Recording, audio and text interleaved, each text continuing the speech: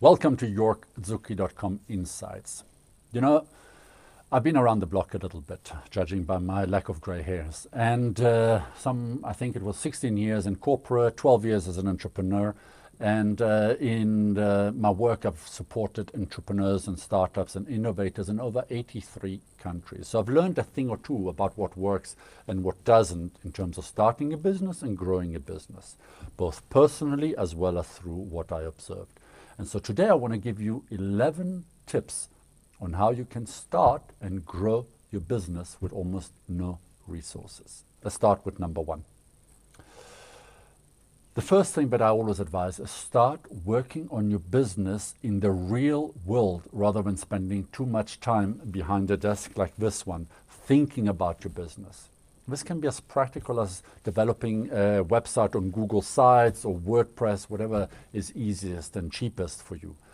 Try to develop the demand for it. Get engagement from potential customers. Because otherwise what's going to happen, you're going to develop the service, you're going to launch it, and then only then find out that actually nobody wants it in that shape and format. Number two, and this may sound a bit counterintuitive, I sit on a couple of government funds where we invest in startups. And what I can advise you is don't go for funding until you have at least 5 to 15 clients.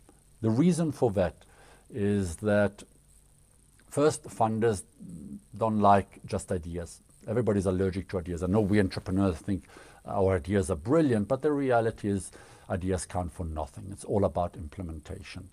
And so when you have a couple of clients, what the funder sees is, hold on a second, somebody is interested enough to pay for that service.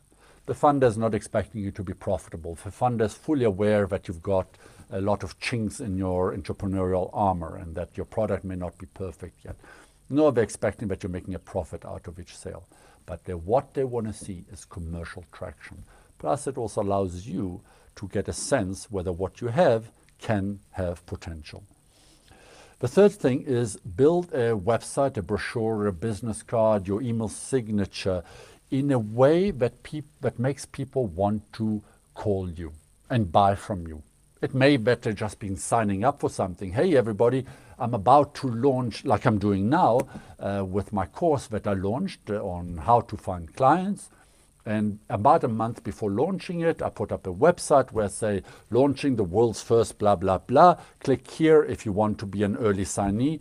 And over 200 people signed up for it. Now that gave me a sense that I'm onto something. Now, obviously, there's a difference when it's free and when it's for a fee. But start building something that can start collecting the leads. The third point, and perhaps the most important one of them all, is that without clients, your business is just a hobby. Most entrepreneurs, especially innovators as brilliant as you probably are, spend way too much time on product and service development, when in fact you should be spending a substantial, if not the majority of time, anything between 60 to 80%, on lead generation. Like in my previous point, whether it's a website, where it's knocking doors, speaking to potential distribution partners, these things take time. If you wait to connect with potential clients only when you're ready, it will be too late. The fifth thing, and here I need you to take your ego and lock it away nicely and throw away the key. You don't need fancy offices, a brand new laptop, an expensive phone. The only thing that counts in your entrepreneurial journey is clients paying your invoices. The lower your cost base, the less invoice or chunk of that invoice goes towards paying for overheads. Now, it may not always be possible at the beginning when you're just starting out, but this is why cram you and your business partner into a tiny co-working space, barely 1.5 meters big. You don't need much more at the beginning. Keep your overheads as low as possible. The number 6, be wary of anybody who supports you and cheers you on the sides. You know, it's very easy for you to say, hey, everybody, I'm going to launch a new restaurant. And everybody will say, yes, I love it. I'm certainly going to come with my friends and book you. But the reality talk is cheap. We live in a society where a lot of people cheer you and send you positive messages, but they don't open the wallet. So just be aware in your journey that just because you're getting a lot of support and enthusiasm for something, it doesn't mean it'll translate into commercial traction. Number 7, freebies, freebies, freebies. You know, give away my service, my product, my service because, oh, it's so cool that somebody's actually going to use it. Well, freebies are the fastest way for you to go out of business. Charge something. It may be a nominal fee, but charge something that makes you able to pay your bills. Now, you may not be wildly profitable. You may not be able to charge top dollars. You might have to go to clients and say, listen, I'm selling my service. I need to get some traction. Can you at least cover my transport and eating cost while I'm doing this project? Maybe something, but don't do it completely for free. Otherwise, you'll be taking advantage of left, right, and center. Number 8, you're looking for a business partner. You have a friend, maybe it's your wife, partner, husband, or whatever the case may be, and you guys had a wonderful idea and you go into partnerships. My advice to you is don't.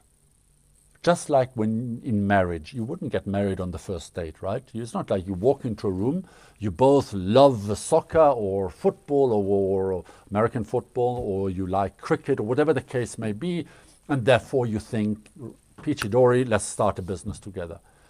Go on a couple of dates, meaning project, develop something, have an exit strategy so if you don't get along, have clear lines of responsibility, get to know each other, and you can't do that over just talking. When you roll up your sleeve, you'll see who's going to be there for the long run and who just thinks there's a quick buck in it for them. Number 9, focus on getting clients as references as soon as humanly possible. Nothing persuades clients like knowing other clients have bought before them. Nobody wants to be first. Elon Musk notwithstanding. You want to have a couple of references of people who say, I've used your products, I loved it. Great service, the entrepreneur was amazing. Maybe a commodity which has nothing particularly interesting. This book, anybody can sell these books. But maybe the bookshop owner was so fantastic that I keep going back and back again. Sometimes it's the entrepreneur, the jockey, that is more important than the actual horse in the race. Number 10. Be careful, users are not always clients. My partner and I, a couple of years ago, started a portal. And this portal had, I think, if I recall correctly, 14,000 active users. It was wonderful, except the problem is the users were getting it for free. We couldn't generate money out of it. User of something does not equal revenue, doesn't mean a client. Forget about the Facebook and the Google model there. Yes, the moment I have users, I can monetize it. It doesn't work that way in real life unless you are very unethical and you sell data, their data. And even then you need a ton of data in order to commercialize it. Number 11. Be wary of experts, especially people who have comfortable jobs, who give you advice how to run your business.